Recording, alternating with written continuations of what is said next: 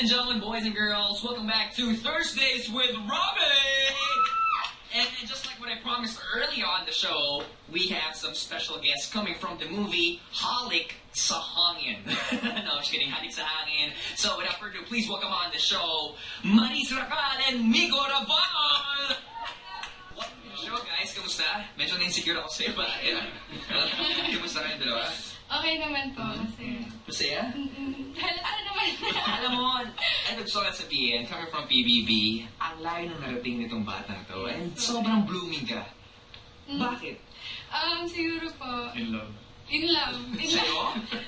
In love kay Robbie. Oo. Kasi ang gwapo mo ngayon today. Hindi na sa akin galingan talaga. Si Nico, I met you, fetus pa lang tayo, di ba? Oo. And then ngayon, nakita ulit. Yeah. How are you, bud? Okay lang, okay naman, good.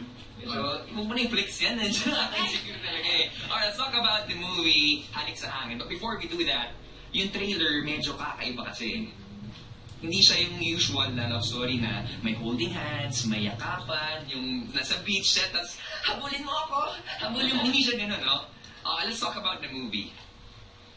Yung movie po, Halik sa Hangin, sobrang daming surprises na movie. And it's different from all other love stories siya. And sana po abangan nyo kasi sobrang daming surprises. Tingnan. Yeah, yung movie, composed siya of parang roller coaster of emotions. So, parang hindi mo siya mag-get sa una. And then, basta mas sobrang daming twist. So, dapat talaga abangan ng mga tao. Ako matutuwa ang Star Cinema dyan. Roller coaster of emotions na ang binigay ni Migo Rabal. But later on, malalaman po natin yung mga roles na gagampanan nila and why. But for now, let's have Abra here on the show na isa sa mga kumanta ng theme song ng movie na, di ba? Together with Sir Abby Denzel. No, Abby Denzel. But for now, here on Thursdays with Robbie, let's have Abra together with Chico Miranda. And number 2 with Diwata.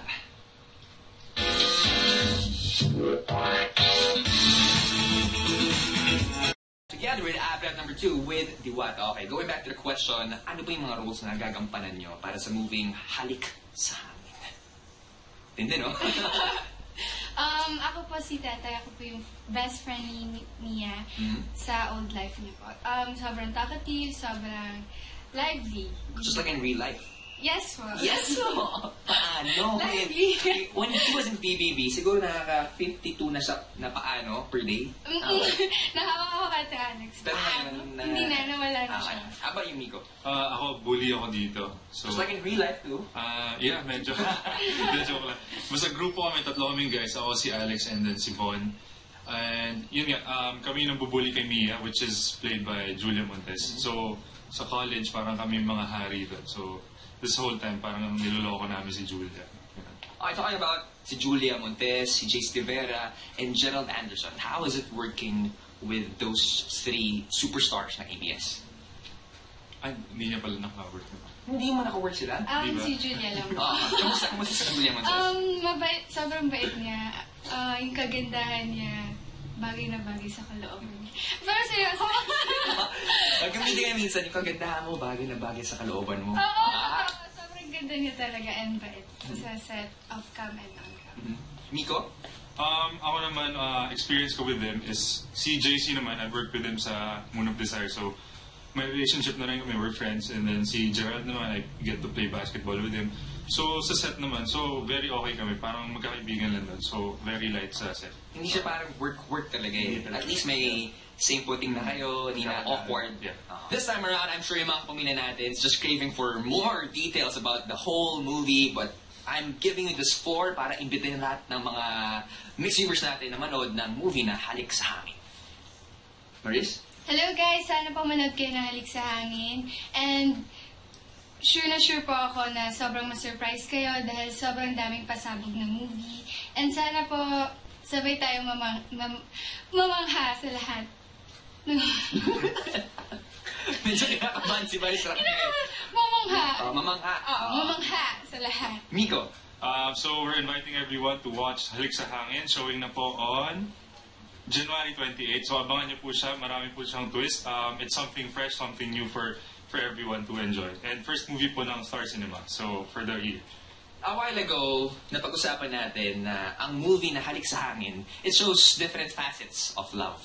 Para sa inyo, what is love? Love is sacrifice. Uy, bakit? Yung sagot ko bagay sa movie. Love is sacrifice kasi yun naman At talaga. the age of?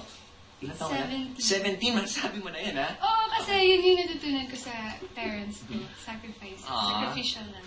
Miko, ikaw? Love for me is yung... Muscles. yung unahin mo yung happiness ng partner mo before your own. So that's what love is for me. Bigat ng mga kasagutan nila kayo.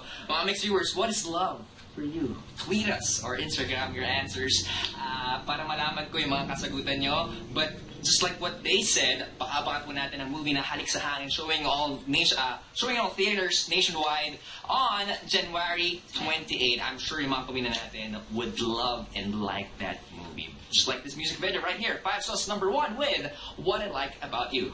Sacrifice.